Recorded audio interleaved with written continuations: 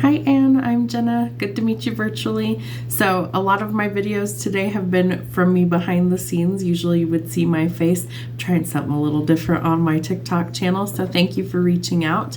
I do these in a live as well, so usually like once or twice a week on TikTok I do go live. So if you've never caught me before, it's going to be a little bit different. We had some snafus with some things this last week. Normally it would be Saturday evenings. I may go live tomorrow. I'm not sure exactly what time, so turn your notifications on TikTok if you want to catch us during a live. So anyways, I pulled out about 5 different decks for your reading. In full readings I use multiple decks. We're going to start with tarot. I grabbed some love decks that I have, some of the decks I've personally made, and one for spiritual guidance because you sound like you're needing a little direction. So let's see what we have going on from the tarot for you first. I'm also a psychic medium, so I do channeled messages as well on the channel. I also do mediumship sessions where we, see if anyone in spirit wants to come through and talk to us as well. So all of those are listed on the price list that I sent you. So if you ever want a reading in the future, just contact me by email. That's how you book every kind of reading that I offer.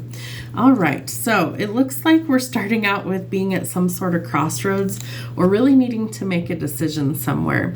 Maybe some confusion around this decision, maybe just kind of lacking direction.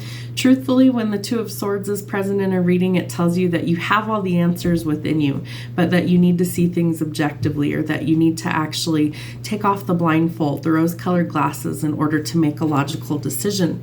And that you might be facing some fears, you might be facing some opposition with this decision, but that ultimately your intuition is going to guide you to make the correct decision no matter what that is.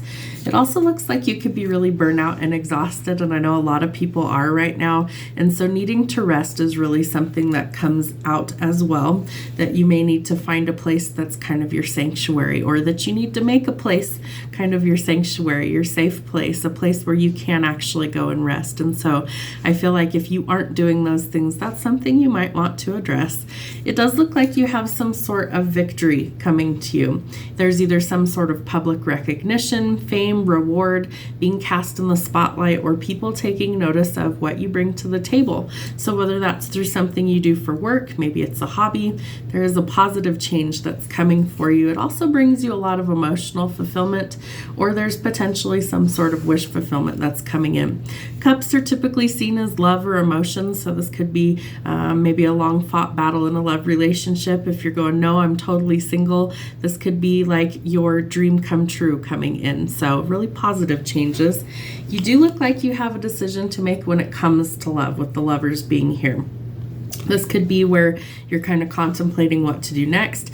This is usually for me seen as needing to make a decision about whether you stay in a committed relationship, or whether you go towards one, or whether you walk away from something that isn't serving you, and only you're going to know that for sure. It's usually a choice of trying to decide whether you're going into union and commitment with somebody, and it can be a harmonious, very trustworthy, very loving relationship. But you first have to shift your perspective. So you need to see something that's you need to see it differently, in a different way. A lot of doom and gloom here, a lot of pessimistic kind of energy with the Five of Cups, a lot of stagnation, depression, self-pity, guilt, all those things. That's low vibrational energy. We want to shift that. You want to start seeing things a little bit differently. And so maybe stepping outside of your comfort zone would be a good thing. You have the Empress as well. So this is the divine feminine in tarot. She symbolizes things like pregnancy, motherhood, all the softer side of the tarot. And it's really about abundance and nurturing the things that you want to grow. So what in your life do you want to grow? Is it a love relationship? Is it getting one all together? Is it starting a family? Is it taking better care of yourself? Like all of the things that maybe you want, or to be able to step into your feminine energy instead of feeling like you're in your masculine, might be things that you need to address. It's also a symbol of creativity. So maybe stepping into that creative energy and really flourishing that way, because you get to step out of this little box that we sometimes sometimes create for ourselves. It does look like you are going towards a really stable union. You might be celebrating someone else's union as well. 1111 is mirrored energy, so it could be someone in your life that's truly a mirror of what's going on within you. And I feel like this could be very helpful for you to heal anything that's not working in your life, as well as it's a solid, stable foundation that you can build something that's going to stand the test of time. It's also an indication that you might be thinking about marriage in the future, or you could be contemplating that now. It does look like you've waited a very long time for some of this to change, and that the delays are going to prove necessary, but it's also something that is soon to end. So your ships are coming in. I feel like you're going to get some sort of sense of freedom, or you're going to kind of be self-motivated in order to try new things. But you do have a very high wall, so that might be a bit of a challenge for someone to overcome. Learn to trust people slowly. Don't let everybody in. Not everyone deserves to have unlimited access to you. I do feel like you're a bit worn out from constant battles that you may have been facing, and so it does look like you've endured for quite some time, and you do need a break to rest. So really kind of take that into account. We also have a period of enlightenment with the moon in reverse. So this tells us that something is transforming. Some sort of illusion is also being revealed. It also helps us to take off any sort of mask and to be able to actually see things more clearly, that the illusion's kind of dissipating, which is excellent. It's almost a sense of relief when the deception is revealed. So wherever that may lie, and this enlightenment is also bringing in some sort of resolution so that things are resolved in a peaceful manner. I feel like this issue could be keeping you up at night, or you're dealing with a lot of insomnia and anxiety, sleepless nights, maybe worrying about things that you can't change. So really, by facing your fears and trusting your intuition, you start to see things a lot differently. Let's see what kind of messages we might have for you for love. All right, so we could be staring at people's social media, photographs, old memories. We might be really reminiscing about the past. This camera is really about trying to make new memories and living in the moment instead of living in the past.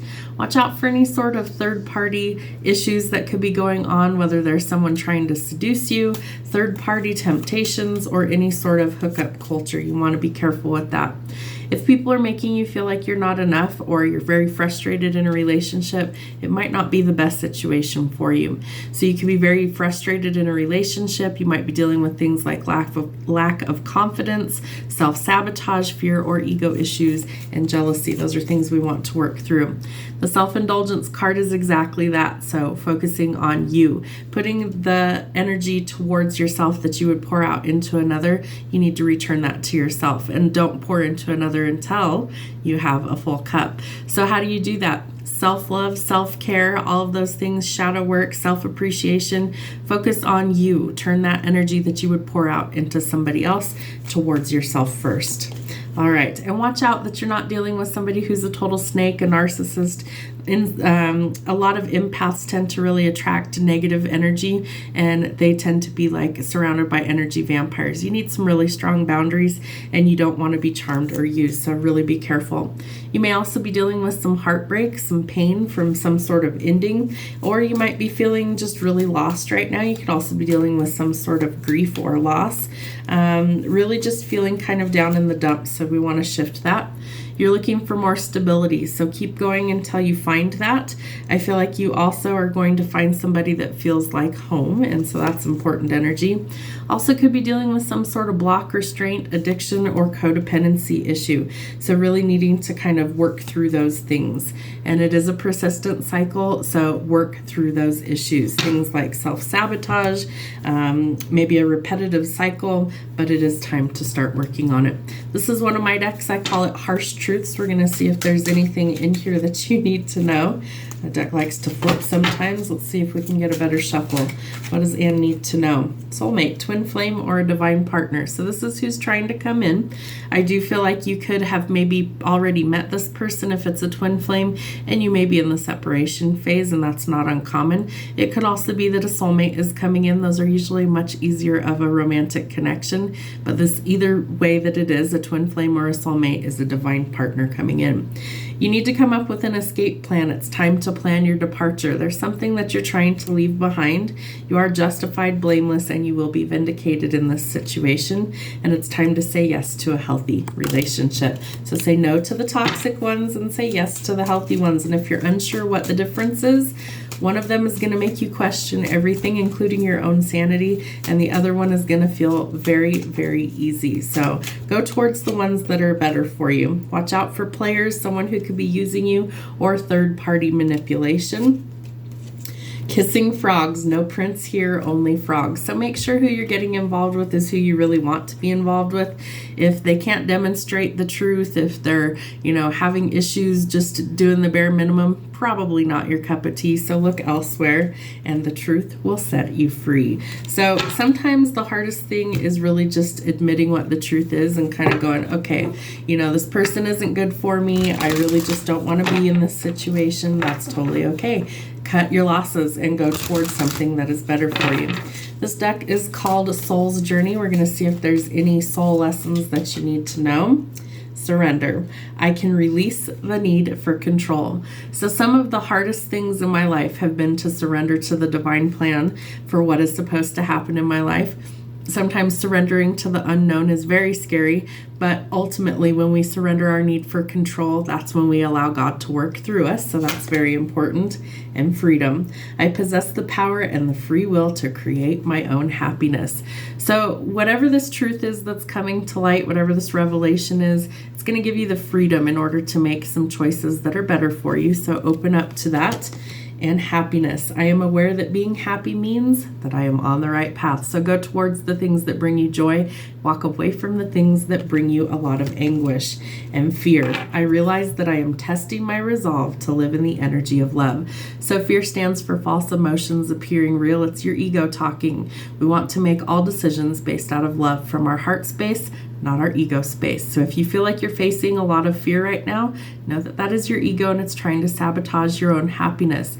Ego will try and deviate you from your true path and your true calling. So release the fear and replace it with love. That's going to be super important. Let's get you some timing. Let's see what we have for timing. 777, energetic alignment with the universe, blessings, miracles, good luck with money. Thank the universe for your blessings. You could be seeing the number 777. That's letting you know that you're on the right path. And 000. So endless eternity, oneness, possibilities, and where it all begins. So think of ground zero. This is a new beginning for you. And things are shifting in the right direction. It is worth the wait, so don't rush perfection. That's about surrender. So again, you had the twin flame, soulmate, or divine counterpart card, and that is divine timing coming in. So whoever this new person is going to be worth it, and miracles and divine intervention are occurring. So again, we have to surrender. We have to be open up to God's plan for our life. We have to be open to the timing that it takes. And in the meantime, we focus that energy on ourselves and making ourselves happy, because ultimately we have to make ourselves happy. Another person doesn't do those things for us.